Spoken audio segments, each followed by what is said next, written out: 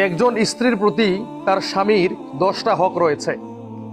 এই 10টা হক কোনো স্বামী যদি আদায় না করে অবশ্যই সে গুনাহগার হবে এবং আল্লাহ তাআলা এই দুনিয়াতেও তাকে কিছু শাস্তি প্রদান করবেন।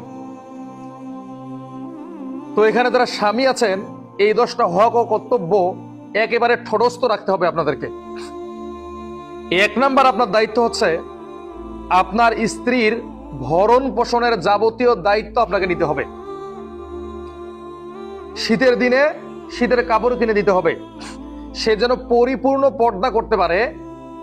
পর্দা করতে যা কাপড় চোপড় প্রয়োজন সবকিছুই আপনাকে দিতে হবে। আপনি অন্য কারো আশায় থাকতে পারবেন না।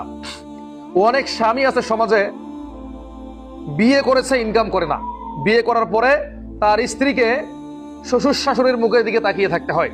তো এইরকম কাপুরুষ রচিত কাজ করবেন না। বিয়ে করার আগে অবশ্যই একটা কর্ম বা কাজ হাতে নিয়ে বিয়ে করবেন। 2 নাম্বার হচ্ছে আপনার স্ত্রীর শারীরিক চাহিদাকে আপনাকে পূরণ করতে হবে। এখন তো পর্নোগ্রাফির যুগ, হস্তমৈথুনের যুগ। অনেক ছেলে 18 বছর 19 বয়সে যৌন শক্তি হারিয়ে ফেলেছে পর্নোগ্রাফি দেখতে দেখতে। তো আপনার স্ত্রীর শারীরিক চাহিদা পূরণ করার দায়িত্ব আপনার।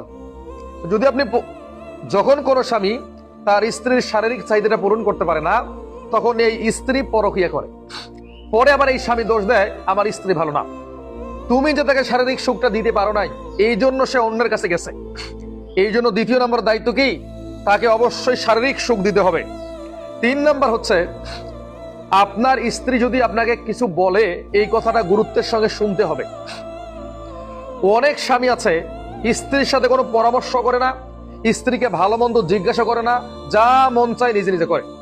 তো স্ত্রী যদি কোনো কিছু একটা বলে, এটাকে শুনতে হবে, শোনার পরে বিবেক বিবেচনা করে যদি ভালো হয় করতে হবে। এক কথায় স্বামী স্ত্রী পরামর্শ করে কাজ করতে হবে। 4 নাম্বার হচ্ছে স্বামীর যে পিতামাতা আছে বা শ্বশুর শাশুড়ি আছে, তাদের সঙ্গে ভালো আচরণ করতে হবে, তাদেরকে মেহমানদারি করাতে হবে, আপনার বাসায় তাদেরকে আনতে হবে এবং তাদেরকে 2 ঈদে বা বিভিন্ন অনুষ্ঠানে হাদিয়া তোহফা দিতে হবে। এতে কি হবে, 2 পরিবারের মাঝে আন্তরিকতা বাড়বে এবং এটা হচ্ছে আপনার হক ও কর্তব্য। 5 নাম্বার হচ্ছে স্ত্রীকে আঘাত করা যাবে না, মারধর করা যাবে না। অনেক স্বামী আছে একবারে গরু ছাগলের মতো পিটায়, তো এরকম স্ত্রীকে পিটানো যাবে না। হ্যাঁ, আল্লাহর নবী এই কথা বলছে তাকে শাসন করতে। তো শাসন করার সিস্টেমটা হচ্ছে 1 হাত লাঠি দিয়ে মারতে হবে, মুখে মারা যাবে না, পিঠে মারা যাবে না, এরকম কিছু সিস্টেম আছে।